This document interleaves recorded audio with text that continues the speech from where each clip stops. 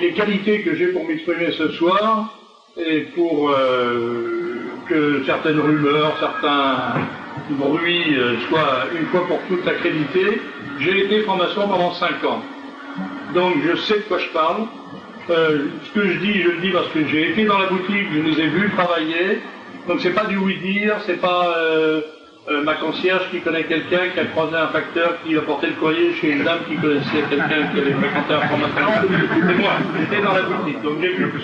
Je suis entré pour des raisons spirituelles, enfin je me croyais spirituel, et j'en suis sorti pour des raisons que je me suis aperçu que c'était pas du tout ce que je croyais. Voilà. Donc, les personnes qui éventuellement seraient là pour me prendre en défaut ou pour peuvent déjà rengainer cet argument, il n'est pas recevable. Je ne tente pas par oui dire. Je vais vous épargner l'historique de la franc-maçonnerie, je pense que ça intéresse peu de monde, et qu'au fond, ça n'a pas beaucoup de... ça n'a pas grand-chose à voir avec le sujet d'aujourd'hui. Donc, très rapidement... on peut considérer que la franc-maçonnerie existe à peu près depuis le XVIIe siècle, qu'elle a été réellement, qu'elle est née en Angleterre, pense-t-on, qu'elle a été formalisée au début par un protestant français, fils de protestant français émigré en Angleterre, qui s'appelait Desaguliers. Et ce qui est amusant à noter, si on croit aux signes, c'est que la franc-maçonnerie, dès son origine, repose sur une imposture. C'est-à-dire que pendant des siècles, enfin des décennies en tout cas, et au moins pendant 2 siècles, on a célébré comme le fondateur, organisateur de la franc-maçonnerie anglaise, un type qui avait été inscrit dans la franc-maçonnerie tout à fait par hasard, et qui est allé donc pour apprendre qu'il était reçu maçon, et qui est retourné 30 ans plus tard pour dire qu'il ne voulait plus appartenir à l'atelier. Et comme le nom de ce type, que j'ai d'ailleurs oublié, ça n'a aucun intérêt, était un nom un peu intéressant, on a décidé que c'était lui le fondateur de la maçonnerie. En fait, il est allé 2 fois pour y entrer et pour en sortir. À partir de ça, il faut savoir que la franc-maçonnerie est une organisation tout à fait typique des organisations modernes, c'est-à-dire que c'est un tas d'imbéciles manipulés par une poignée de crapules. Voilà. Pour résumer, je pourrais très bien arrêter la conférence maintenant, parce qu'en gros, vous en savez autant que moi. Quelle est l'utilisation de ce tas d'imbéciles manipulés par une poignée de crapules? C'est toujours la même chose, il s'agit d'une des multiples formes de la présence de Satan dans le monde, qui consiste à essayer de combattre le Créateur avec ses propres armes et de retourner en quelque sorte, d'inverser l'œuvre divine. Alors ça c'est le grand projet de la franc-maçonnerie, mais il est évident que si vous posez la question à un franc-maçon de bonne foi, si tant est que il y en a certainement d'ailleurs en plus, c'est pas ce qui vous expliquera. Ce qui vous expliquera, c'est qu'il faut travailler au bonheur de l'humanité, au progrès humain et à la formation des hommes. Alors, à partir de là, on a bâti à la fois tout un légendaire et tout un appareil symbolique. Le légendaire, c'est que la franc-maçonnerie serait l'héritière des architectes, enfin des architectes, des premiers architectes de l'histoire, lesquels premiers architectes sont en quelque sorte dans le prolongement de la volonté divine de créer une humanité harmonisée. Les humains, il fallait les faire vivre dans des villes, les villes devaient être construites par des hommes, les hommes étaient des architectes. Les architectes sont donc des gens qui ont concouru au bonheur de l'humanité créée par Dieu, etc. Donc vous voyez que les francs-maçons n'hésitent pas à se réclamer d'une grande antiquité, puisque le premier franc-maçon, finalement, c'était Caïn, fils d'Adam, fondateur des villes, donc déjà ça remonte assez loin, il faut dire. À part nous qui remontons à Adam, la franc-maçonnerie, pratiquement personne n'est plus ancien. À partir de là, les francs-maçons vous expliquent qu'ils sont également les descendants des constructeurs de pyramides, qui sont également les descendants des constructeurs de cathédrales, qui sont les héritiers de la tradition compagnonique, Tout ça est naturellement totalement faux, ça ne repose sur rien. Et d'ailleurs, Oswald Wirth, dans ses travaux sur la franc-maçonnerie, lui qui était un des fondateurs de la franc-maçonnerie spéculative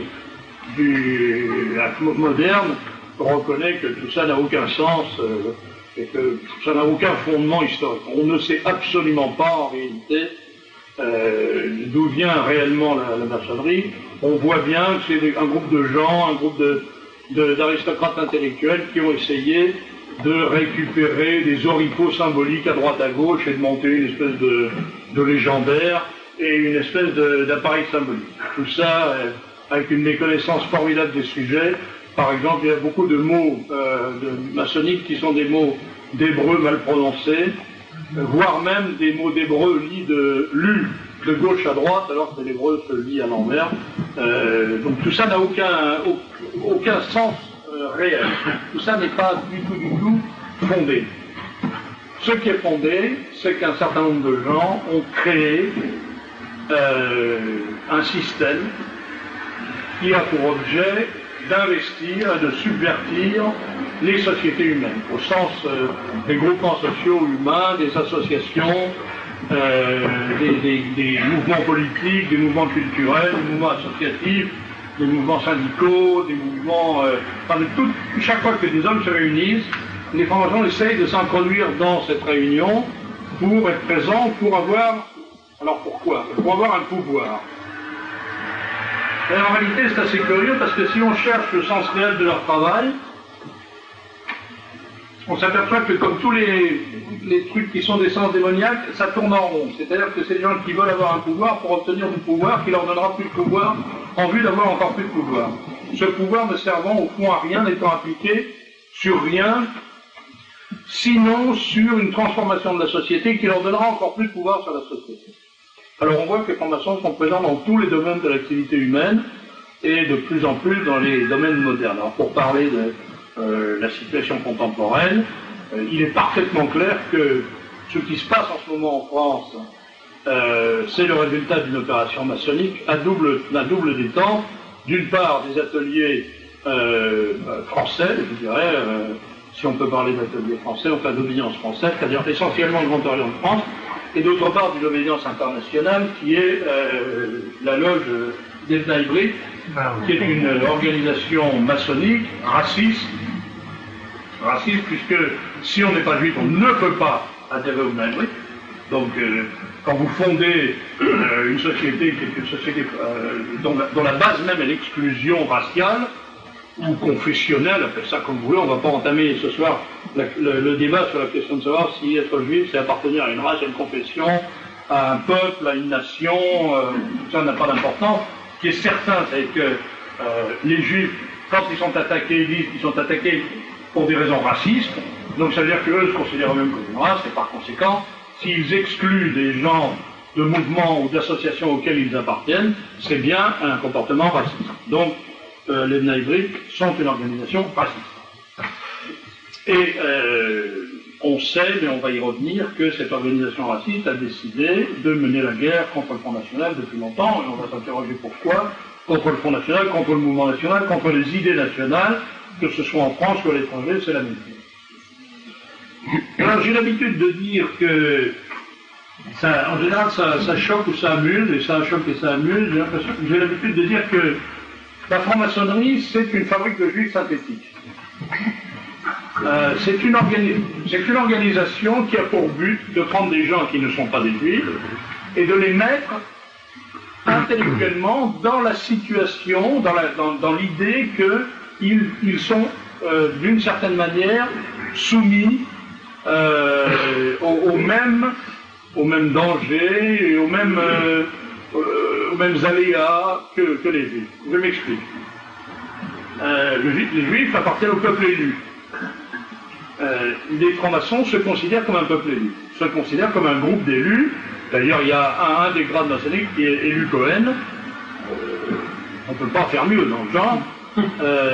Ça veut dire qu'ils se cooptent, donc ils s'élisent entre eux, ils se choisissent en fonction de critères qui, au lieu d'être des critères confessionnels ou ethniques ou raciaux ou nationaux, sont des critères d'appartenance intellectuelle. Donc là, il y a encore une fois, une espèce de système qui consiste à dire les différences entre les hommes ou les catégories naturelles entre les hommes qui existent, nous les reproduisons, nous qui sommes aussi forts que Dieu, puisque nous sommes capables de créer comme Dieu, et nous reproduisons ces catégories. Et nous considérons que la franc-maçonnerie constitue une forme de peuple élu, puisque les gens qui y sont ont été élus par les gens qui y ont été élus par ceux qui y sont. D'autre part, il est évident que il suffit de lire la littérature spécialisée. Les Juifs considèrent qu'ils sont celles de la terre, ils le disent, souvent, c'est courant, ça fait partie du discours traditionnel. Les francs-maçons considèrent qu'ils sont celles de la terre, qu'ils sont celles de la société, qui sont à la fois l'élément moteur, l'élément intellectuel. La franc-maçonnerie est plus intelligente, elle est plus cultivée. Quand vous parlez des francs-maçons, ils vous expliquent que chez eux, il y a des avocats, des hauts fonctionnaires, des médecins, des architectes, des artistes, des peintres, des musiciens. Ils représentent vraiment la crème de l'élite. Bon. Donc, le sel de la terre.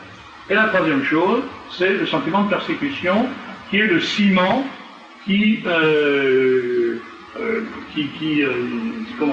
agglomère les membres de la maçonnerie comme les membres de la communauté, c'est-à-dire qu'ils ont évidemment la conviction que le monde entier les déteste, et que donc ils doivent se tenir les coudes et faire face à l'hostilité du monde entier, et ça c'est le cas naturellement des Juifs.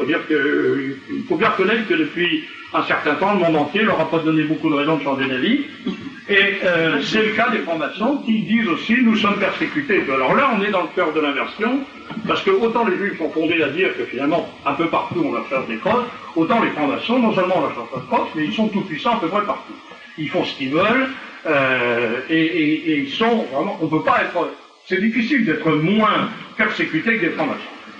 Par bonheur pour eux, entre 40 et 44, il y a un certain nombre de personnes qui ont dit que la franc-maçonnerie, ça commençait à de l'affaire et qu'il fallait les liquider, moyennant quoi on leur a cherché des coups dans la tête.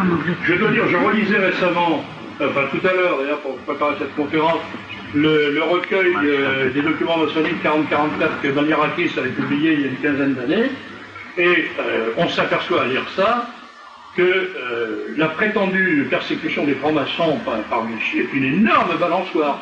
C'est totalement bidon.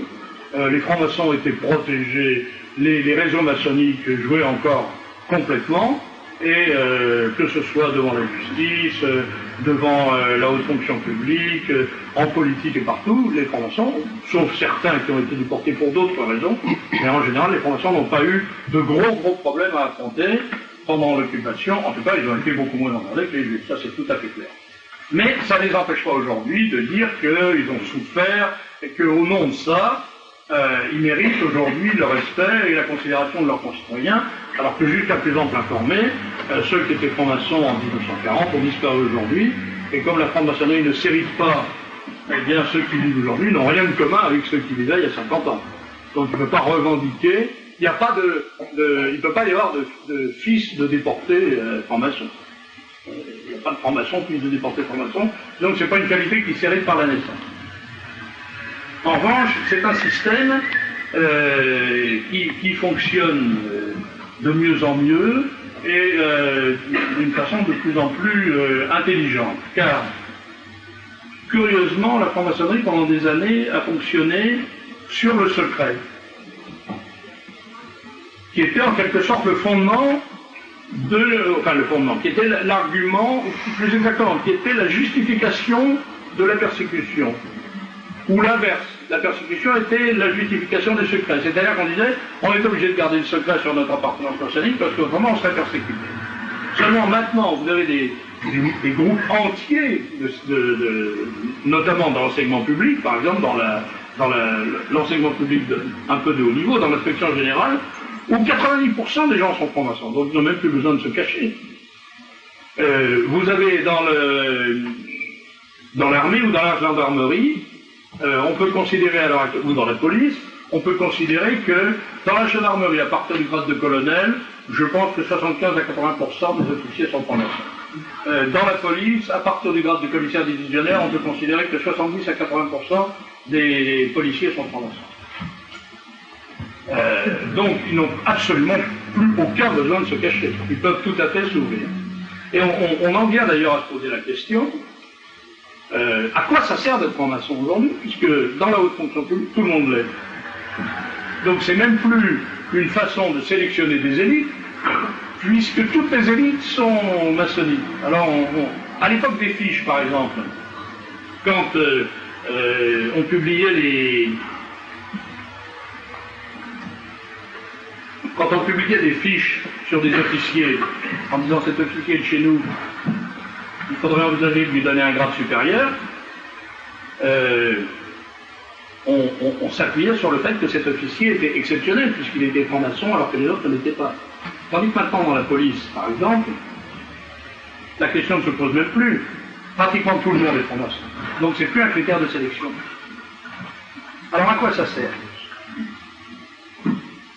Eh bien ça sert essentiellement à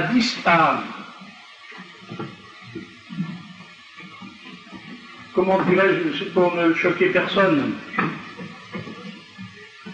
Ça sert à fonder une mafia, j'espère que je choque personne. C'est-à-dire que tout circule par là, exactement. On parlait de Rosemary, enfin j'en parlais par de Rosemary. Le système Rosemary ne peut marcher que par les réseaux maçonniques. Autrement, ça ne fonctionne pas. Qu'est-ce qui se passe dans le système? C'est que vous avez des gens qui sont détenteurs d'un secret. Ce secret, c'est pas du tout le secret maçonnique, il n'y a pas de secret maçonnique. Le secret, c'est que les autres sont maçons. Je sais que vous êtes maçon, vous savez que je le suis, nous partageons le même secret. À partir de là, si nous partageons le même secret, nous pouvons partager d'autres secrets.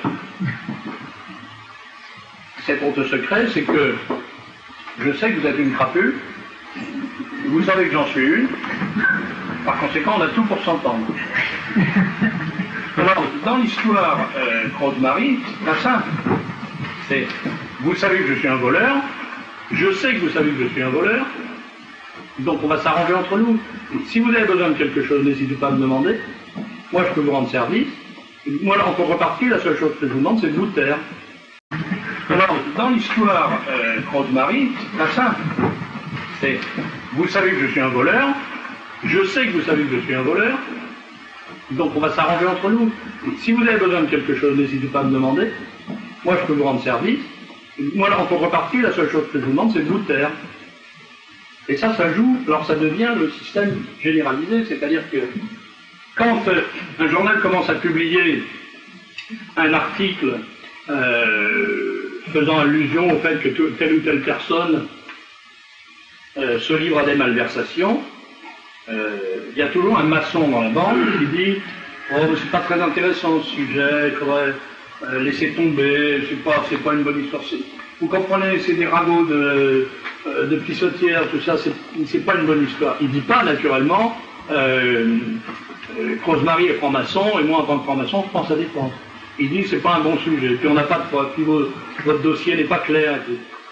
Et si le journaliste insiste, on change le journaliste, on dit, bon ben vous allez vous occuper d'autre chose, puis on va confier le dossier à machin. Et machin, comme par hasard, appartient à la bande. Donc ça devient un système d'étouffement généralisé. Et pratiquement à l'heure actuelle, ça n'est plus que ça.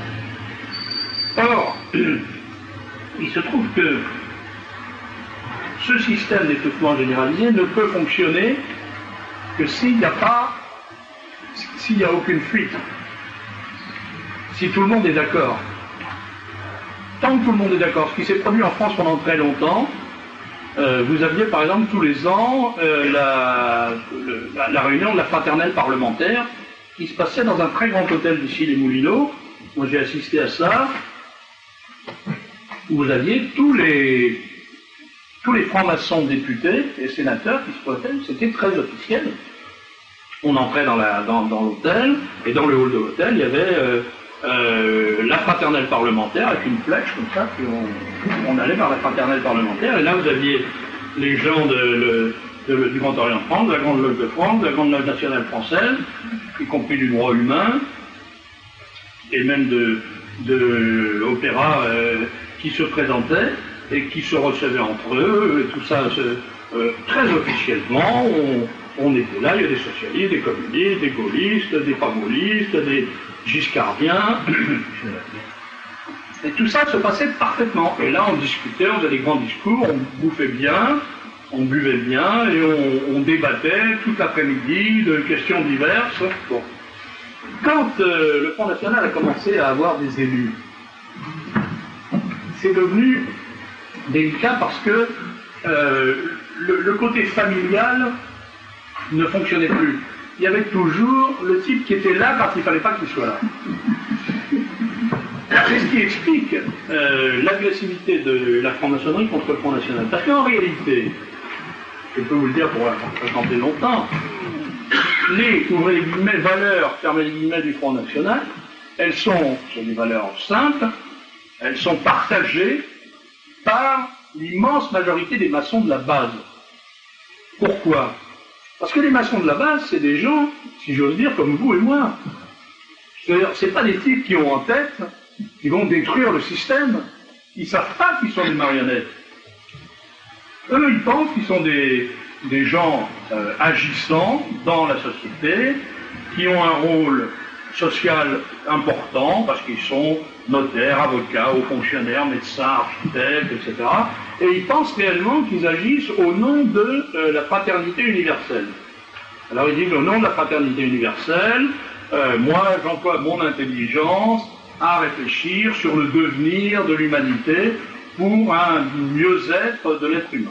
C'est formidable comme sujet, et c'est en plus formidable parce que le notaire, par exemple, qui fait ses petites magouilles dans son étude, ou l'architecte qui gratte un peu sur des projets et tout, il a la justification morale de dire, bon, ça c'est pour gagner un peu de fric, mais le soir, je vais une fois par semaine, ou une fois par mois, ou 2 fois par mois en loge, et là je travaille au mieux-être de l'humanité. Donc finalement je suis un type bien quand même, je ne suis pas le dernier des salauds. Et ça lui fait plaisir. En plus il rencontre des gens intelligents qui lui disent qu'il est extrêmement intelligent et qu'il est très brillant, et qui en échange attendent de lui qu'il leur explique que lui il les trouve également très très brillants.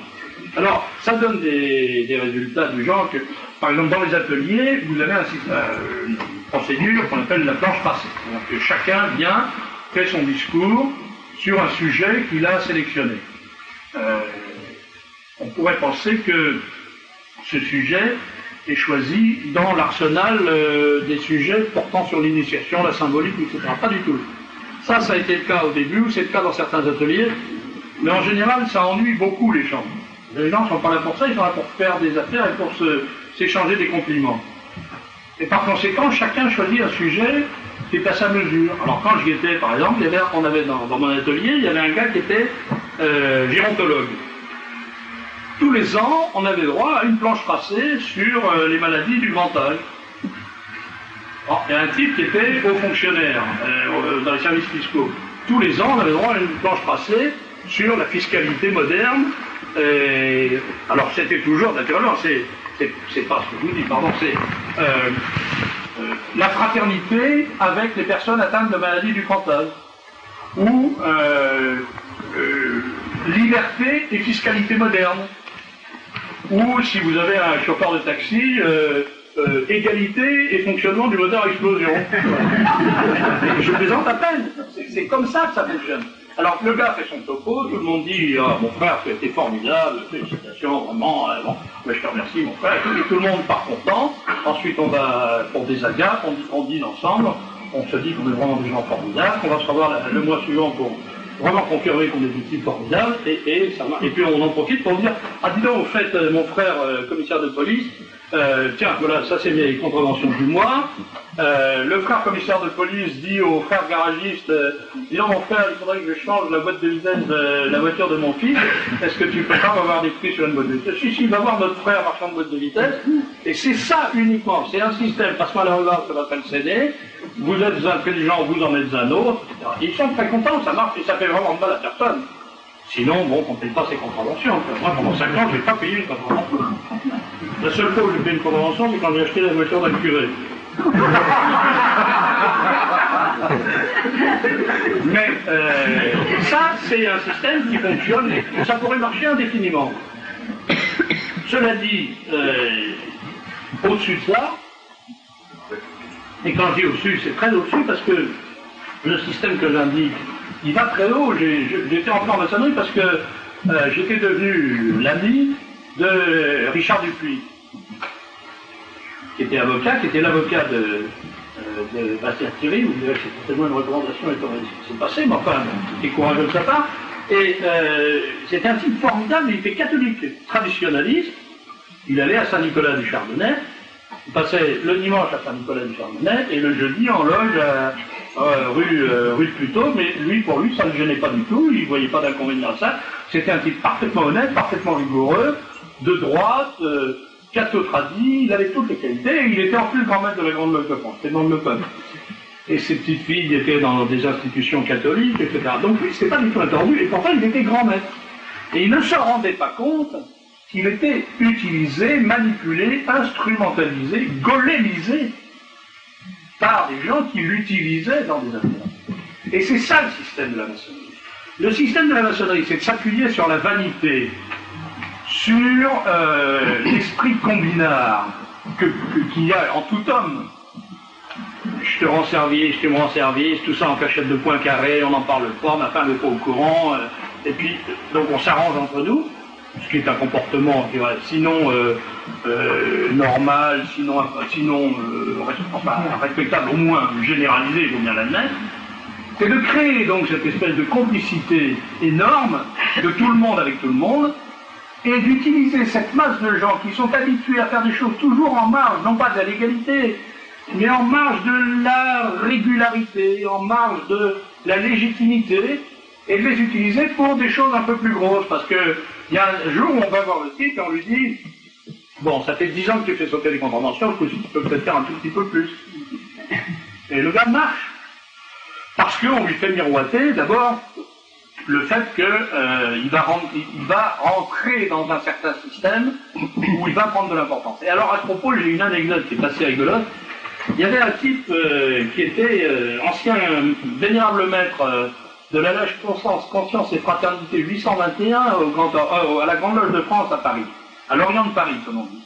Et ce type s'appelait Jo Béard. Il avait une particularité amusante, c'est qu'il était juge au tribunal de commerce. Ça, c'était une de ses activités. L'autre activité qu'il avait, c'est qu'il était fourreur. Il avait été condamné 3 fois pour faillite frauduleuse. Donc quand même, juge au tribunal de commerce condamné 3 fois pour faillite frauduleuse, il y avait une espèce de système un peu difficile, quoi, difficile à gérer. Mais enfin, ça marchait très bien, il était très content. Et il était très arrangeant. Et un jour, il demande à voir, à l'époque, Rossi était ministre du commerce extérieur, ou ministre de je ne sais quoi, et il insiste beaucoup pour un rendez-vous avec Rossi. Alors, Rossi lui dit, mais écoute mon frère, moi j'ai pas beaucoup de temps, tu sais, si, j'ai absolument besoin de te voir, mon frère c'est capital, c'est très important. Bon. Alors finalement, Rossi finit par accepter de le recevoir, le gars rentre dans le bureau de Rossi, il s'assied, alors Rossi lui dit, assieds-toi mon frère, il s'assied, et Rossi lui dit, je t'écoute. Il dit, Rossi, tu sais, je suis très... alors Béard lui dit, je suis très touché que tu aies de me recevoir, oui, bien aussi, d'accord, et je suis très content de faire ta connaissance, parce que tu es vraiment un frère... important dans notre obédience. Oui, aussi, c'est très gentil, merci. Qu'est-ce que je peux faire pour toi? Eh bien, écoute, voilà, souvent ça me fait plaisir de le voir parce que vraiment tu es un homme exceptionnel et tu fais tellement pour la patrie, tellement pour la France. Alors ça dure un quart d'heure. Au bout d'un quart d'heure, aussi, je lui dis, écoute, tu es très très gentil, je suis pas sorti de tes compliments, mais qu'est-ce que je peux faire pour toi? Et l'autre se lève et dit, écoute, je vais pas te déranger plus longtemps, merci de m'avoir reçu, et il s'en va. Aussi, il dit, ce type est complètement fou. Puisqu'il est venu fou de chez moi, m'a emmerdé pendant un quart d'heure pour rien. Mais le truc, c'est qu'après, Béard se baladait partout en disant, mon frère aussi, qui est un ami d'ailleurs, encore il y a une semaine, j'ai pu passer un quart d'heure dans son bureau à parler de choses et d'autres. Et il était devenu le meilleur ami de Rossi. Et donc, comme quelqu'un avait besoin de quelque chose, il allait voir Béard et il lui disait, non, toi qui es ami avec Rossi, tu peux pas m'arranger un petit truc? Alors Béard lui disait, bon, on va pouvoir s'arranger, attends, mais alors, toi, ça tombe bien, j'avais justement besoin de ça. C'est le type même du fonctionnement maçonnique. C'est-à-dire que il y a des gens qui se créent une fausse importance. Mais simplement, le Béard en question, il jouait un rôle capital aussi, parce qu'en tant que président du tribunal de commerce, quand on avait une affaire pendante devant lui, il suffisait de se faire connaître, et si on était maçon, on était sûr qu'on avait des avantages. on était sûr que le jugement serait porté en faveur du maçon. Or, à l'heure actuelle, il faut savoir, il y a eu un papier récemment dans, je sais plus, l'événement du jeudi, je sais pas quoi, il faut savoir que pratiquement 70 à 75% des juges au tribunal de commerce sont francs-maçons. Donc, si vous n'êtes pas maçon, que vous comparaissez contre un maçon au tribunal de commerce, vous êtes à peu près sûr d'être condamné. Vous êtes à peu près sûr d'avoir une décision qui sera contraire à vos intérêts. Et c'est comme ça pour tout. Si vous avez un problème d'impôt, vous allez voir ces gens-là, vous savez qui il faut voir, vous allez voir un haut fonctionnaire des impôts, vous vous faites connaître comme maçon, le truc s'arrange. Si vous avez besoin, vous avez un fils qui va faire son service militaire, ben maintenant ça ne marche plus, mais à l'époque, et vous vouliez avoir un fils qui voulait faire son service à tel endroit ou pas, qui voulait aller à tel endroit ou pas, qui voulait partir ou pas dans les dom-toms, etc., bon, ça marchait. Donc, je vous le répète, c'est un système d'entraide généralisée qui est destiné uniquement à constituer un terreau d'intervention dans lequel les vrais maîtres vont puiser en permanence. Alors maintenant, qui sont ces vrais maîtres? Ben, c'est pas très difficile à imaginer. Quand j'étais franc-maçon, j'ai fait le tour d'à peu près tous les ateliers pour voir comment se passaient les travaux. Alors, je suis allé dans des ateliers de symbolique, comme par exemple, ça c'était quand j'étais à la Grande Loge Nationale Française, la loge Héron de Villefosse. C'était un truc très très intéressant où on faisait des travaux sur la symbolique architecturale, la géographie sacrée, etc. C'était très sérieux, et les gens qui étaient là, c'était vraiment des types de haut niveau, c'était des ingénieurs EDF, des centraliens, des physiciens nucléaires, des gens qui étaient de très très haut niveau. Et quand on était à Héron de Villefosse, on écoutait, il y avait une conférence par mois, et on écoutait la conférence, mais c'était pas du copinage du tout. Il y avait, d'ailleurs, je crois même qu'on se tutoyait pas. Hein. Je ne me souviens pas très bien, mais j'ai pas souvenir qu'on se tutoyait. En revanche, il y avait des ateliers où c'était exclusivement, je me souviens d'une loge qui s'appelait Prosolis, qui était au Grand Orient, c'était exclusivement des mecs qui venaient pour faire des actes. Alors, on ouvrait les travaux, on fermait les travaux tout de suite, et on se réunissait pour des agates, et là, on parlait affaires. Alors, moi, j'ai des pantalons à vendre, toi, qu'est-ce que tu as acheté? J'ai un transport, j'ai besoin, t'as pas quelqu'un qui a une combine pour transporter, c'était ça tout le temps. Mais il y avait un atelier, enfin un groupe d'ateliers qui travaillait au rite Memphis-Misraï. Alors moi, ça m'intéressait beaucoup parce que je voulais savoir ce que c'était que le rite Memphis-Misraï. Donc un beau jour, très simple, quand on avait les mots de semestre, on se pointait, on donnait les mots de semestre, et puis on allait à l'atelier. Et je suis arrivé devant l'atelier, le temple, où se tenait la tenue au rite Memphis-Misraï, et je me suis présenté devant le gars, je Charles frère, je lui ai dit le mot de semestre, je lui ai fait un poignée de main magique, et le type m'a dit, mais t'es pas de chez nous, toi? Je lui ai dit, non, je suis pas de chez vous, je viens comme frère spectateur. Ah, il me dit, mais tu peux pas rentrer. Je lui ai dit, mais comment tu peux pas rentrer? Ah, il dit, non, tu peux pas rentrer, c'est pas possible. Mais pourquoi? C'est pas juif. Et au rite Memphis-Misraï, il y a que les juifs qui peuvent entrer. Alors, il dit, attends, qu'est-ce que tu es en train de me raconter? Tu me dis que moi, qui suis un goy, je ne peux pas entrer dans une loge juive, est-ce que tu imagines dans une loge goy, que moi, quand tu arrives, je te dis que tu n'entres pas parce que tu es juif? On dit, mais ça n'a rien à voir.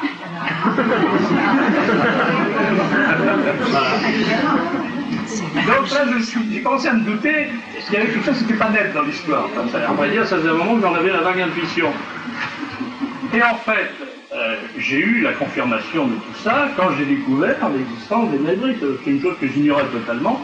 Et quand j'ai découvert ça, alors là, on voit réellement qu'on est en présence d'une organisation de subversion internationale qui s'appuie sur la franc-maçonnerie. Car contrairement à ce que certains prétendent ou qu'on s'en vont croire et tout, il n'y a aucune différence entre la maçonnerie mébrites et la maçonnerie courante. C'est la même chose. C'est simplement que les mébrites sont reçus dans tous les ateliers de toutes les obédiences quand ils veulent, alors qu'aucun franc-maçon d'une obédience, comment dirais-je, j'allais dire profane, oui, l'obédience profane, ne peut être reçue dans les ateliers de mébrites.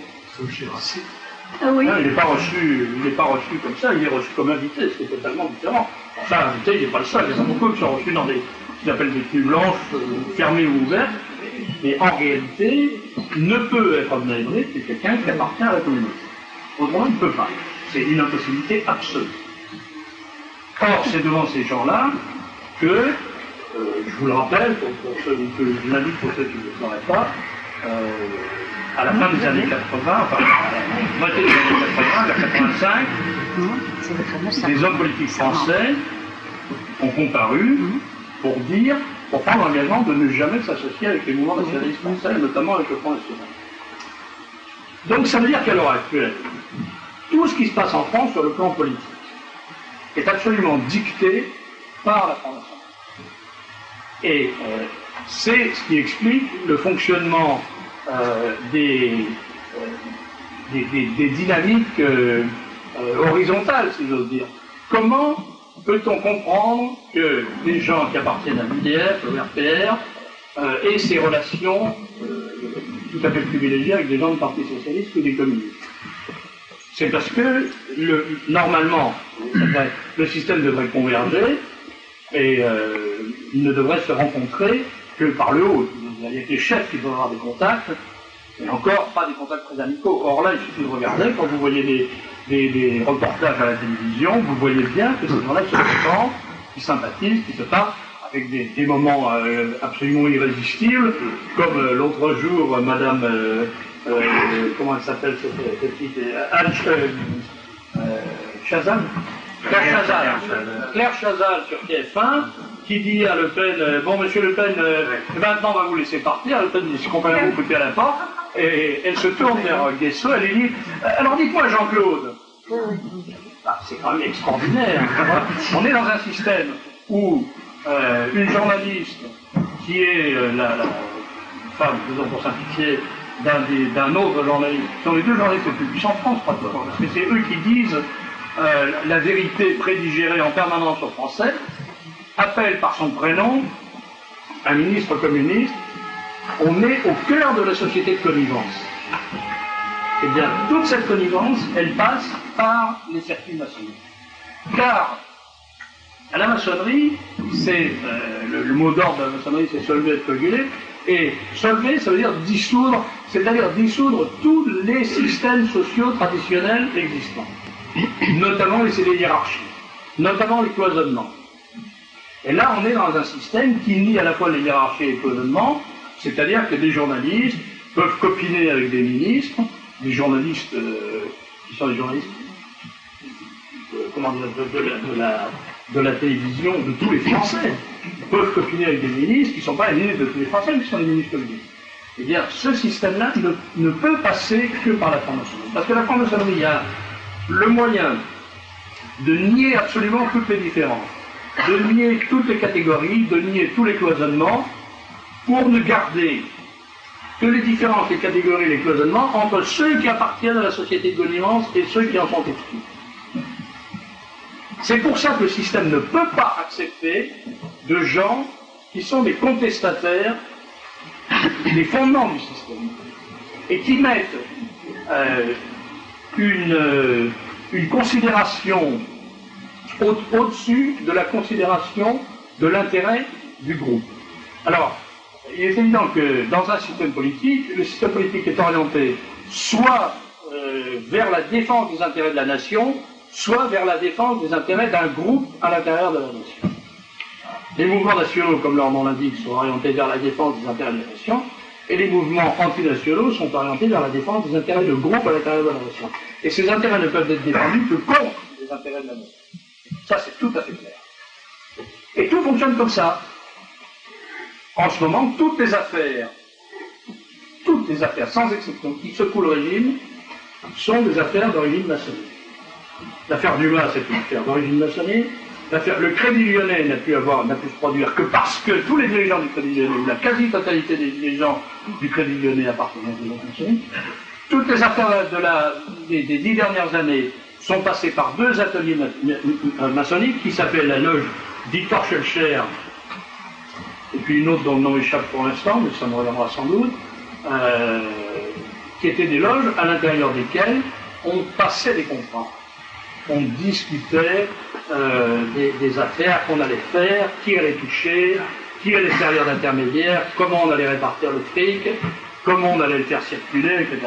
Et avec des choses très très élémentaires, c'est-à-dire que quand par exemple on voulait faire circuler de l'argent liquide, eh bien pour passer une frontière, on avait un frère douanier, pas douanier, pas le gablou avec les grosses moustaches, hein, un des patrons de la douane qui disait voilà, vous allez passer à tel endroit, tel jour, à telle heure, et je prends les dispositions pour que ça passe. Et là, le fric circule et jamais ils sont arrêtés. Donc, très vite, à partir d'une conception assez banale de l'entraide fraternelle, comme il dit, on arrive à l'organisation d'une véritable mafia. Et cette mafia, elle est fondée sur, comme toutes les mafias, sur le fric. Alors, cela dit, cette mafia, elle connaît tous les problèmes que connaissent les autres mafias, notamment les guerres entre familles. Et dans la franc-maçonnerie, vous avez des familles qui sont la Grande Loge, le Grand Orient de France, et ces familles, elles se font la guerre entre elles. Elles se font la guerre parce que le pouvoir que représentent les loges, c'est un pouvoir qui rapporte beaucoup d'argent. Et donc des sommes considérables qui transitent par les réseaux maçonniques. Et naturellement, ce sont les réseaux, ce sont les obédiences qui contrôlent les réseaux, qui tirent le principal bénéfice de ces circulations. Je prends un exemple. Quand la maçonnerie a été réautorisée au Portugal, après la chute du gouvernement Salazar et des successeurs de Salazar, il y a eu un grand débat, enfin pas un grand débat, il y a eu une bagarre entre les obédiences pour savoir qui allait prendre le contrôle de la maçonnerie portugaise. Parce que les loges maçonniques ne peuvent être créées que si elles ont ce qu'on appelle des lettres patentes qui sont attribuées par des obédiences maçonniques déjà existantes. Or, il faut savoir que dans le monde à l'heure actuelle, il y a deux grands systèmes. Il y a le système de la Grande Loge Unie d'Angleterre qui contrôle la quasi-totalité des loges dans les pays anglo-saxons. Et puis il y a le système du Grand Orient qui est séparé de la Grande Loge Unie d'Angleterre, qui est considéré par la Grande Loge Unie d'Angleterre comme une obédience irrégulière et qui contrôle beaucoup de loges dans les pays méditerranéens, dans les pays arabes et dans les pays d'Amérique du Sud. Donc ces gens-là sont déjà en concurrence. Et à l'intérieur des obédiences du Grand Orient, il y a une dissidence du Grand Orient qui s'appelle la Grande Loge de France, qui elle est également en guerre contre le Grand Orient. Et puis en France, vous avez la Grande Loge nationale française, qui elle dépend de la Grande Loge Unie d'Angleterre, et qui est donc en guerre contre le Grand Orient et la Grande Loge de France, au nom de la Grande Loge Unie d'Angleterre, mais qui n'est pas totalement au service de la Grande Loge Unie d'Angleterre, parce que quand même, ils veulent garder un peu de fric pour eux. C'est-à-dire que quand il y a une affaire qui se déroule en France, il y a au moins, enfin, qui concerne les Français. Par exemple, je reviens à l'exemple de tout à l'heure, la prise de contrôle de la franc-maçonnerie renaissante au Portugal. Ou maintenant, d'ailleurs, la prise de contrôle des francs-maçonneries renaissantes dans les pays de l'Est. Ce qui représente des milliards. Pas du tout comme on pense, parce que le bon Clampin de Bade va donner sa capitation, c'est 200 francs ou 500 francs ou 4000 francs par an pour être franc-maçon. Ça, c'est peanuts. Mais c'est uniquement parce que c'est eux qui détiennent les clés des réseaux de circulation du gros fric. Et ils pompent au passage. Donc cet argent-là, il faut en avoir le contrôle. Pour avoir le contrôle d'argent, il faut le contrôle des réseaux. Et pour avoir le contrôle des réseaux, il faut avoir le contrôle des obédiences. Donc les différentes obédiences françaises, enfin françaises, européennes en tout cas, Grande Loge Unie d'Angleterre, Grande Loge de France, Grand Orient de France, se font une guerre à mort pour le contrôle des réseaux. Et quand je dis à mort, je dis bien à mort. Le grand maître de du Grand Orient de France est mort dans un accident d'avion il y a quelques années, Barouin. Il a été assassiné parce qu'il était en train, il y avait une guerre qui était en train de se dérouler entre deux obédiences pour le contrôle de la franc-maçonnerie au Gabon. Parce que Bongo un personnage tout à fait sympathique et particulier. Il est à la fois catholique et musulman, et il est à la fois au Grand Orient et à la Grande Loge de France. Et accessoirement, il est à la Grande Loge nationale française. Alors, chaque fois qu'il se présente quelque part, on est mon frère, on est content de se voir, tout, mais personne ne peut lui dire, personne n'ose lui dire, Président, vous ne pouvez pas être à la fois ici et là, c'est pas possible qu'on peut le dire. Il y a trop de fric, donc on le laisse entrer. Mais après, les gens essayent de prendre le contrôle. Et ils s'entretuent pour ça. Et Baron est mort de ça. Et quand j'étais à la Grande Loge nationale française, il y avait une guerre qui était en cours, justement à l'époque.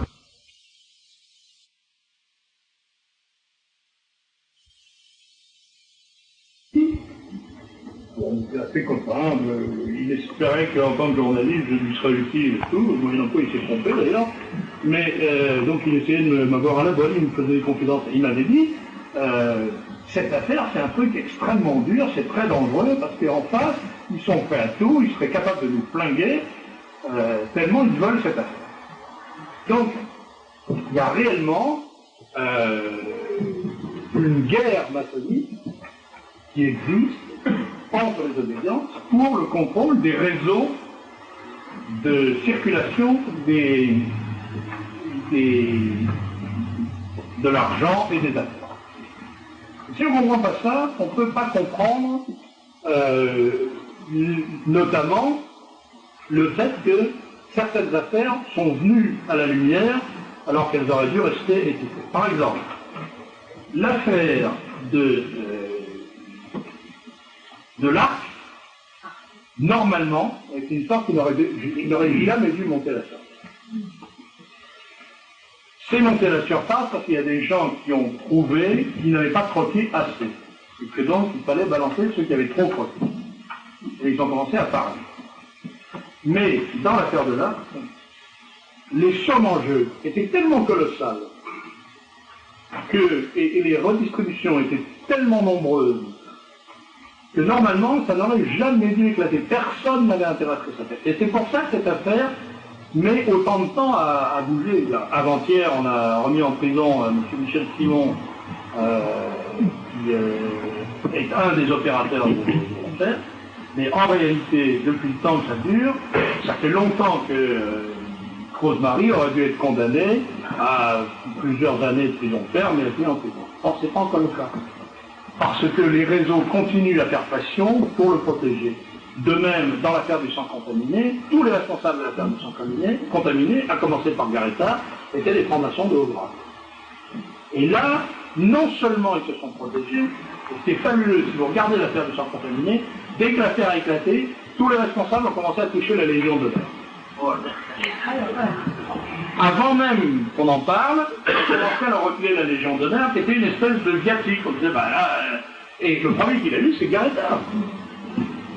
Garetta était déjà sur le point d'être inculpé pour son rôle dans l'affaire du sang contaminé. Je rappelle que son rôle dans l'affaire du sang contaminé, c'était pas seulement de fermer les yeux sur certaines choses, c'était de monter un circuit qui lui a permis de gagner des milliards et de distribuer des milliards à des gens en bloquant la mise en place d'un système de contrôle du sang transfusionnel. C'est-à-dire qu'il savait très bien qu'il allait condamner des gens à mort. Eh bien, le système entier s'est mobilisé pour couvrir Garetta. Dans l'affaire du Crédit Lyonnais, qui est une affaire qui est entièrement Grand Orient, c'est la même chose. Dans l'affaire des mutuelles, pour l'instant le nom ne revient pas, les mutuelles de fonctionnaires, la GMF, où il y a eu des milliards de francs actuels qui ont été dilapidés dans des opérations bidons de villages de tourisme ou de résidences de tourisme dans les Antilles, c'est vrai qu'ils n'ont jamais été construits. On a payé des études, l'argent est parti, on a payé des entrepreneurs, ils n'ont jamais posé une brique sur deux briques l'une sur l'autre. Tout ça, c'est des francs-maçons, sans aucune exception. Ce sont des réseaux maçonniques. Donc, il faut que les choses soient bien claires. La maçonnerie, aujourd'hui, est devenue exclusivement, sauf en ce qui concerne les braves gars de la base qui n'ont absolument rien compris au film, est devenue exclusivement une couverture mafieuse. Et c'est dans la maçonnerie qu'on va chercher les dirigeants des entreprises, pas parce qu'ils ont des qualités, mais parce qu'on est sûr qu'ils respecteront l'omerta, la loi du signe. Alors, tout ça est enveloppé d'un brouillard symbolique où on vous raconte qu'il y a des gestes, qu'il y a des décodes. C'est vrai, mais je peux vous assurer que tout le monde s'en fout en maçonnerie. Ça n'intéresse absolument personne.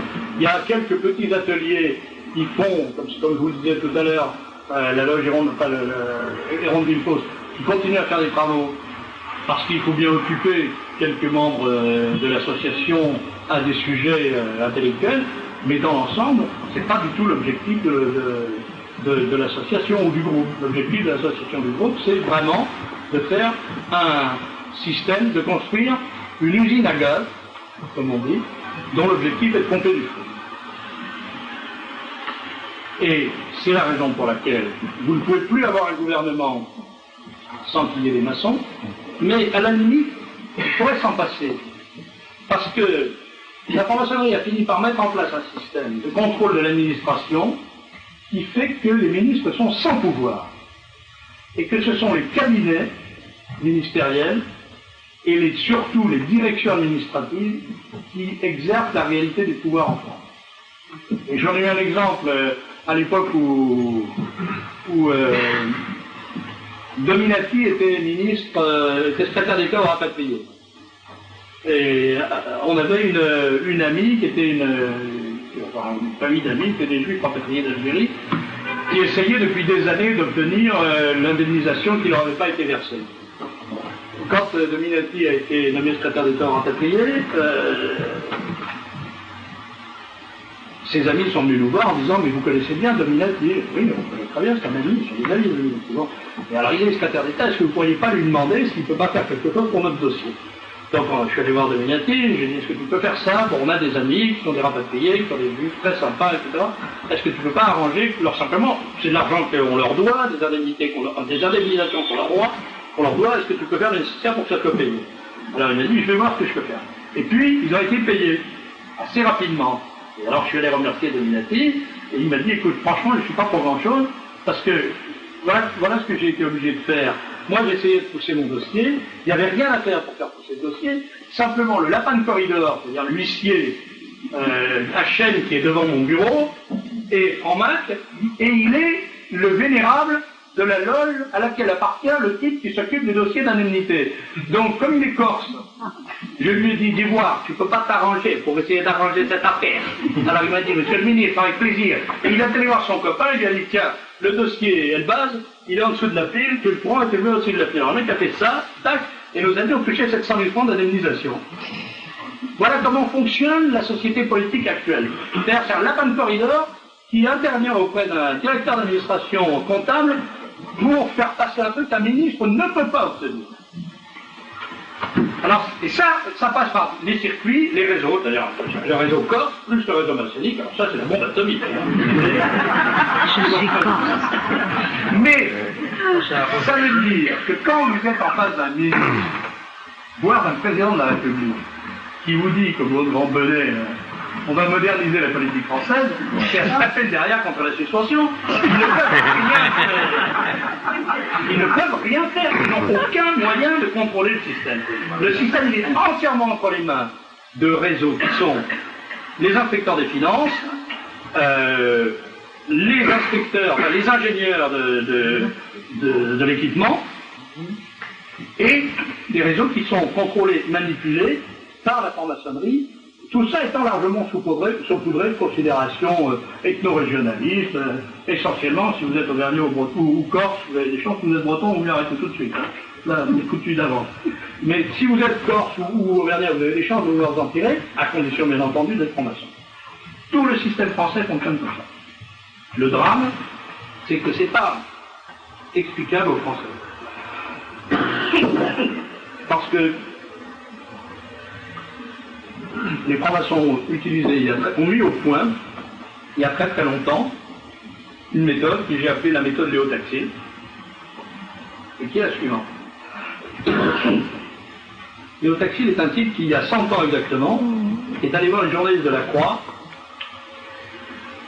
et leur a dit voilà, moi je suis un franc-maçon repenti, et je viens vous raconter ce qui s'est... Alors la Croix à l'époque, c'est pas ce que c'est aujourd'hui, pas ce qui se passe. C'est véritablement un journal catholique. Et je suis prêt à vous dire ce qui se passe en loge. Donc les journalistes ont reçu, le type a sorti tous ses papiers, ses passeports maçonniques, etc., etc.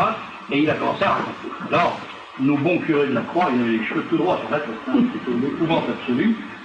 Dans les loges, il se passait des messes noires, on égorgeait des enfants, on faisait apparaître le diable, il y avait des succubes, des incubes, des procubes, tout ce qu'on peut imaginer en cube, etc. L'horreur totale. Et pendant des semaines et des mois, la Croix a publié les confidences de Léo Taxil, les aveux. Alors il y avait des conférences partout en France, il y avait 3000 personnes qui venaient assister aux conférences de Léo Taxil. Il y a des gens qui ont demandé l'interdiction de la franc-maçonnerie. Je vous rappelle que c'était au moment où, c'était donc il y a 100 ans, c'était l'affaire des Tiges, c'était le moment où la franc-maçonnerie prenait le pouvoir politique, c'était la préparation du petit Percombe, de la séparation de l'Église et de l'État, etc. Donc il y avait une confrontation très très très violente entre la France catholique et la France maçonnique. C'était dur. Et là, la France catholique s'était dit, mon Dieu, on les tire au collet, on ne va pas les lâcher, parce que là on a des preuves que ces gens-là sont des suppôts de Satan. Et ça a duré pendant, je ne sais pas, 1 an ou 2 ans, je me souviens plus exactement. Et au bout de cette période, M. Taxil a réuni, alors là, la grande conférence à Paris, grand truc, avec tout plein de monde et tout, et puis il est monté à la télé, il a dit, bon, alors maintenant je vais vous dire la vérité, tout ça c'est une pipeau, c'est pas vrai, ces abrutis, je les ai trompés, c'est fabriqué en vraiment, les documents sont faux, tout est bidon, etc. Alors c'était épouvant, parce que la Croix a été ridiculisée, les milieux catholiques étaient complètement le nez dans la luzerne, je ne savais même plus comment ils s'appelaient, plus personne n'osait rien dire des francs-maçons. Et à partir de ce moment-là, chaque fois que quelqu'un a dit « Ah mais ça c'est une combine maçonnique », je vais lui dire « Ouais, tu nous fais le coup de Léo Taxil, alors lâche-nous un peu ». Et ça a été fini. À partir de ce moment-là, plus personne n'a pu rien dire contre la franc-maçonnerie sans qu'on lui balance à la figure qu'il était le nouveau Léo Taxil, qu'il reprenait les accusations de Léo Taxil, etc.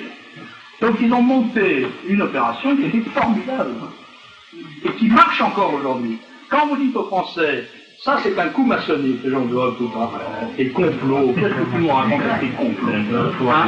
L'obsession du complot, la théorie du complot. Et ça, c'est même plus la peine de parler, parce que les gens vous disent, ouais, c'est encore des histoires de complot. Eh bien oui, il y a un complot. Souvent, je vous dis, c'est comme ça, il est réel.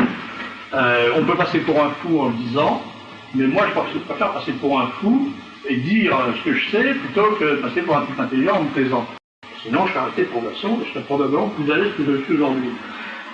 Donc, la réalité, c'est que il existe vraiment une puissance occulte dans la politique, au premier niveau, dans le pays en général, à un second niveau, et cette puissance occulte, elle est entre les mains de gens qui sont, eux, alors, pas du tout déterminés à gagner plus de fric, parce qu'à la limite, ils s'en foutent, ils en ont tellement, ils n'ont pas besoin de plus. Mais de faire un véritable travail de subversion. Un véritable travail de subversion contre la société. C'est pas d'aujourd'hui. Ce travail de subversion, il a commencé il y a, je vous l'ai dit tout à l'heure, il y a à peu près 3 siècles, mais il s'est manifesté avec une particulière vigueur au moment de la Révolution. Et là, je ne vais pas vous faire de conférence sur la franc-maçonnerie de la Révolution française, mais je voudrais vous inviter à lire un livre qui est réédité par les éditions du Trident depuis quelques jours, et qui s'appelle La franc-maçonnerie et la Révolution française, de Maurice Talmer. C'est un résumé des travaux du père Baruel. Le père Baruel a démontré que la franc-maçonnerie était la grande machinerie opérative de la Révolution française. Et Maurice Talmer a fait un résumé de ses travaux.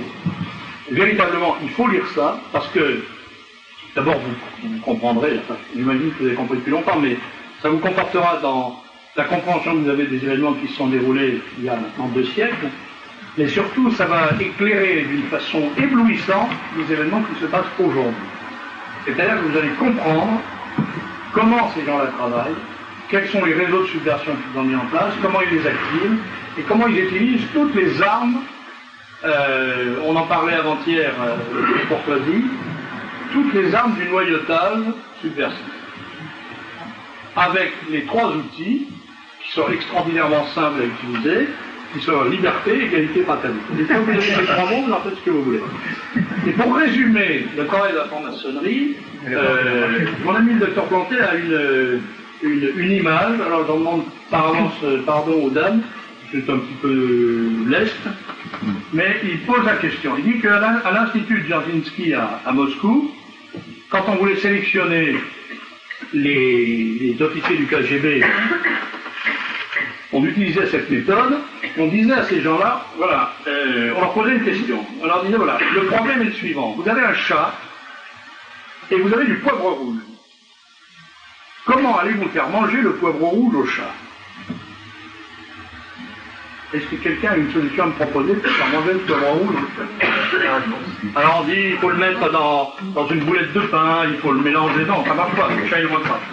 La seule solution, pardon mesdames, la seule solution pour faire manger le poivre rouge au chat, c'est de lui en tartiner le derrière, ça le pique, il se lèche et il mange le poivre rouge. Eh bien, ça fait 2 siècles que la société française se fait tartiner le derrière de poivre rouge par la maçonnerie et elle se lèche. Voilà.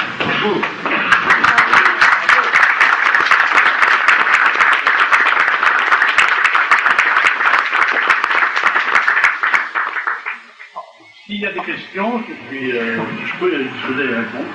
J'avais fait un voyage avec une Faut parler un petit peu plus fort. J'avais fait un voyage avec une communauté en 77 et le guide qu'on avait nous avait raconté qu'il était franc-maçon et il nous racontait la façon dont il a été recruté, que le terme black boulet, ça vient de la franc-maçonnerie. Il a été jugé sur des boules noires et des boules blanches. C'est ça. Alors le système, oui, c'est tout à fait vrai. Quand vous vous présentez en maçonnerie, voilà comment ça se passe. En général, vous êtes contacté par des gens qui pensent que vous pouvez rendre service et donc ils vous disent ah, mais tu as le profil, tu es une pierre brute, tu es un type intelligent, on sent que tu as du cœur, tu feras un bon maçon. Tu es donc une pierre brute. Ou un maçon sans tablier, il faut que tu viennes chez nous, on a besoin de gens comme toi. Alors ça vous plaît, et donc vous y allez. Vous êtes sélectionné, je suis élu. Déjà ça commence. Et quand vous arrivez, ils vous donc vous remplissez un papier pour demander à devenir enfant. Et là, ils vous envoient deux inspecteurs. Il faut une enquête. Donc il y a 2 membres de la loge qui viennent et qui remettent un rapport sur vous. Ils disent comment vous vivez, etc., etc. Et puis ensuite, vous comparaissez. Alors là, la loge prend une décision et dit on va le recevoir ou on ne va pas le recevoir. On dit il est utile ou il n'est pas utile. Si vous êtes considéré comme utile, vous comparaissez devant l'atelier, les yeux bandés, ça s'appelle passer sous le bandeau, et on vous pose des questions. En réalité, on vous demande des choses assez élémentaires. On dit par exemple, est-ce que tu accordes une grande importance à la fidélité conjugale? Est-ce que vous êtes, parce que moment où est-ce que vous êtes pour ou contre la peine de mort? Est-ce que vous considérez que les syndicats sont une chose positive ou pas? Des trucs comme ça, n'importe quoi. Les réponses qu'on donne n'ont pas beaucoup d'importance en réalité, parce que ce que je veux savoir, c'est plutôt comment se comporte le type et s'il est malléable ou pas. Et puis une fois qu'il pense qu'il peut rentrer dans le système, alors on soumet l'adhésion du profane, l'initiation du profane à la vie de la loge, et à ce moment-là, on distribue à tous les frères présents 2 boules, une boule noire et une boule blanche, et on demande aux frères de mettre dans le sac aux propositions, c'est un petit sac comme ça, ou une boule noire ou une boule blanche. Et s'il met une boule blanche, ça veut dire qu'il est partisan de l'initiation. S'il met une boule noire, ça veut dire qu'il est opposé à l'initiation. Et puis à côté, il y a un sac dans lequel on met la boule qu'on ne veut pas utiliser. Ensuite, on vide sur le bureau du vénérable le sac aux propositions, puis on compte tout simplement combien il y a de boules blanches, combien de boules noires. Et alors là, selon les ateliers, vous avez des ateliers où on travaille à la majorité simple, vous avez des ateliers où on travaille à la majorité des 2 tiers. Et moi, j'avais été reçu dans un atelier qui était un atelier où on exigeait l'unanimité. C'est-à-dire qu'il ne fallait pas avoir une seule boule noire, autrement on était rejeté. C'est vous dire à quel point je suis quelqu'un d'exceptionnel. Mais plus tard, une fois que j'ai été dans la boutique, il y a un type qui s'est présenté qui était un ingénieur informaticien, qui était un anglais, un type d'ailleurs charmant. Et alors le gars se présente et sous le bandeau, on lui pose la question, est-ce que tu considères que la fidélité conjugale est une chose importante? Alors le mec répond évidemment oui, parce que c'est un fondement pour le principe. Et il dit oui, bien sûr. Et alors on lui dit, mais pourtant tu es en train de divorcer. Oui, ça n'a rien à voir, oui. Bon, alors il sort, et à ce moment-là, un des types du texte, d'un notaire, dit on ne peut pas recevoir ce frère dans l'atelier, on ne peut pas recevoir ce profane dans l'atelier, c'est pas que ça sort. Pourquoi? Parce que, d'après nos règlements, le franc-maçon doit être libre de bonne mœurs, et un homme qui divorce, c'est pas un homme de bonne mœurs. Alors, moi, je dis, non, ils sont drôlement forts, c'est une bonne maison, on n'a rien à dire. Et on fait donc circuler le sac en proposition. Et le sac circule, il revient avec une boule noire. Donc, le gars est refusé au nom de la règle de l'unanimité. Alors, je dis, attendez, moi j'ai une question à poser, parce que la question posée, c'était, doit-on rejeter le profane? Doit-on recevoir le profane? Alors, il y avait, je crois, 40 boules blanches, une boule noire, donc la réponse est non. Puisque la boule noire fait basculer... Alors j'ai dit, moi je voudrais qu'on refasse la votation, mais la question c'est, doit-on rejeter le profane? Alors, on me dit, mais pourquoi? Je dis, parce que vous voyez bien que notre système, c'est un système complètement idiot, c'est que si on fait circuler le sac en proposition, doit-on rejeter, il y aura une boule blanche et 40 boules noires, donc la réponse sera non, et à ce moment-là, on sera obligé de l'intégrer, puisqu'on aura refusé de le rejeter. Alors là, les gars, visiblement, ils avaient découvert un truc auquel ils n'avaient jamais pensé. Voilà, il y a un des mystères, des grands mystères de la création qui venaient de se dévoiler à leurs yeux. Tout ça, vous voyez, elles sont pas très fixées, au fond. Ça, on ne pose pas beaucoup sur une grande intelligence des choses. Mais voilà comment fonctionne le système du black boulet. Alors, black boulet, black ball, la boule noire. Vous m'avez raconté. Oui, Serge, voilà, il y a une question là que je vais aborder sur un terrain planétaire. Là. Ça relève plus du tout d'une notion d'humain à humain. Cette espèce de désagrégation qu'il y a eu en 1989, c'est-à-dire de la désagrégation en fait du bloc soviétique, où avant 89, un monde était différent. Hein. On a eu un changement d'humanité total, c'est-à-dire qu'il y avait un bloc Est-Ouest où il y avait deux forces qui étaient en coalition, et c'était en quelque sorte un équilibre, et il y avait l'ordre et la sécurité du monde. Avec des petites barres comme Cuba, etc. Puis on jouait à la petite guerre, etc. Il y avait le KGB, il y avait la CIA, etc. Ça a duré des années. Bon.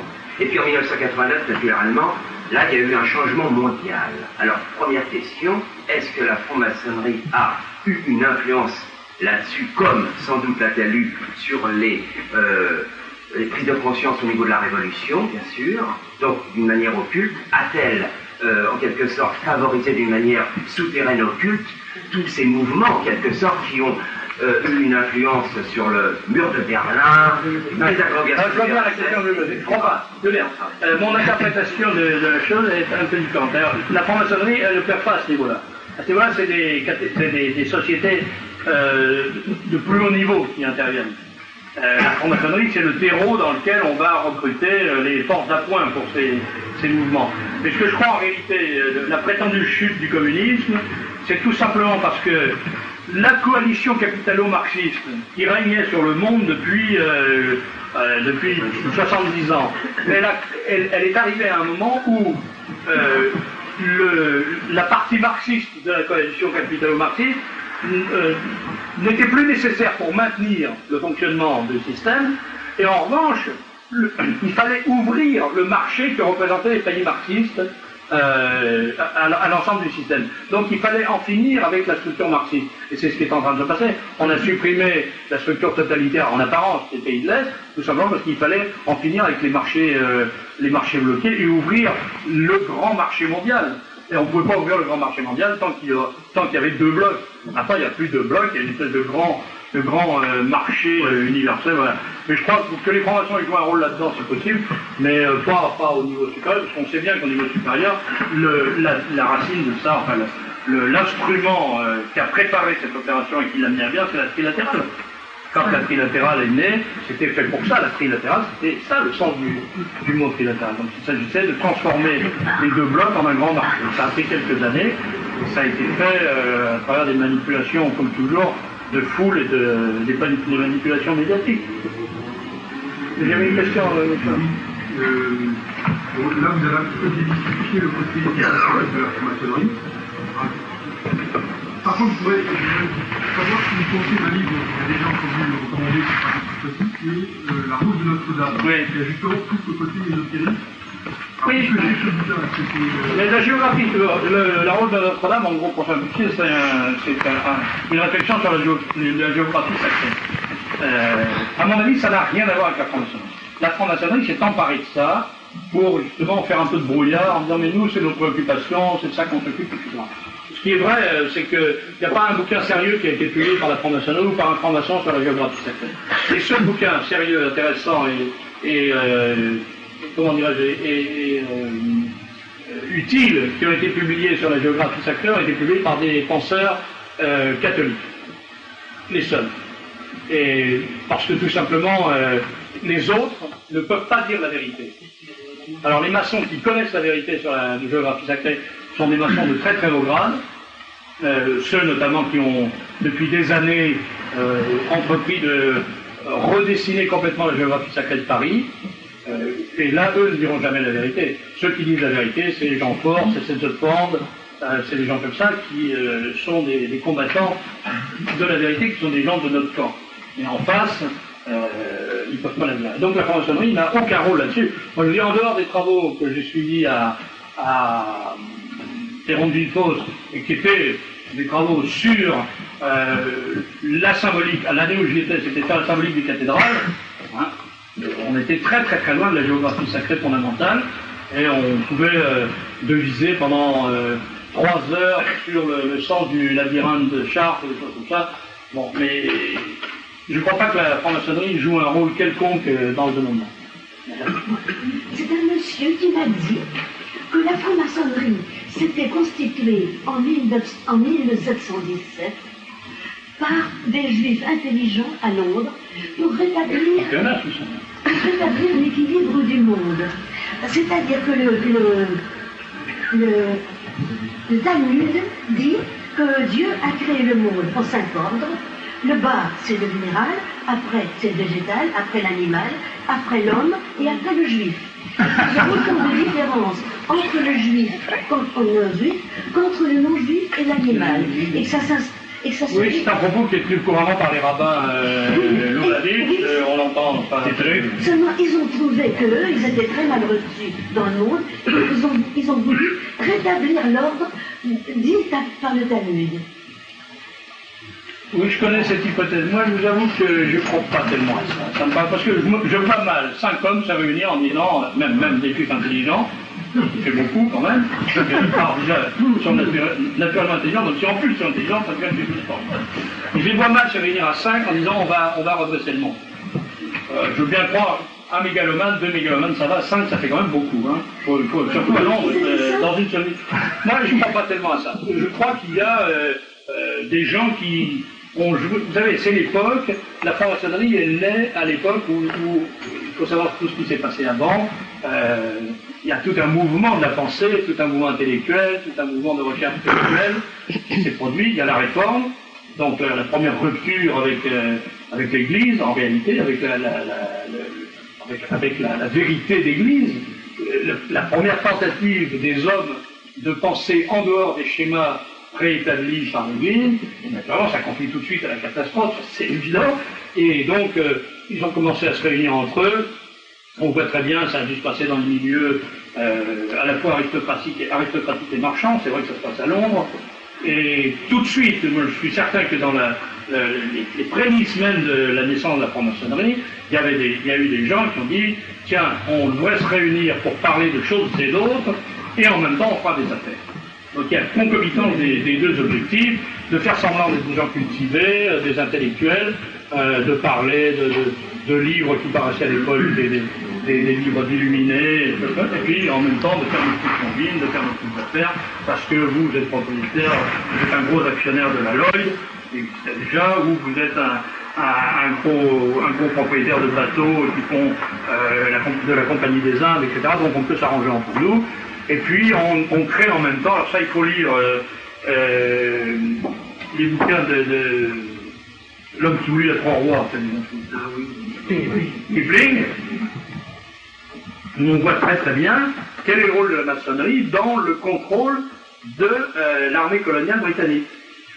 On voit très bien que vous avez 2 ordres dans l'armée coloniale britannique, vous avez l'ordre militaire avec les officiers, tout ça marche très très bien, Mais comme c'est une armée extraordinairement disciplinée, avec une discipline d'une violence énorme, où on fouette les hommes, on les punit en les fouettant avec les baïonnettes, enfin, c'est quelque chose de terrible, il faut absolument introduire un élément modérateur là-dedans. Et donc on crée des loges militaires qui vont être éléments modérateurs, où on va avoir des types qui vont être officiers, qui vont fraterniser avec des sous-officiers et des hommes de troupe, dans la loge, les mêmes qui, le soir et dans la journée, ils vont avoir des rapports extraordinairement hiérarchisés et extraordinairement durs dans l'ordre militaire. Mais ça a introduit une espèce d'huile dans les rouages. Donc ça, c'est vraiment le fonctionnement maçonnique par définition, et c'est comme ça que vous avez cette société, je vous dis, où vous avez des ateliers, par exemple, où le vénérable est inspecteur de police, et où le tuileur, enfin le portier, est commissaire divisionnaire, ou voire directeur général de la police. Et donc il est, pendant le moment où il est dans l'atelier, où il a, comme ils disent, laissé ses métaux à la porte du temple, et ben, toutes les hiérarchies sont inversées. On est dans un système d'inversion. Il faut bien comprendre ça. On est dans un système d'inversion où tout ce qui est mal est bien, tout ce qui est bien est mal, tout ce qui est permis est interdit, tout ce qui est interdit est permis.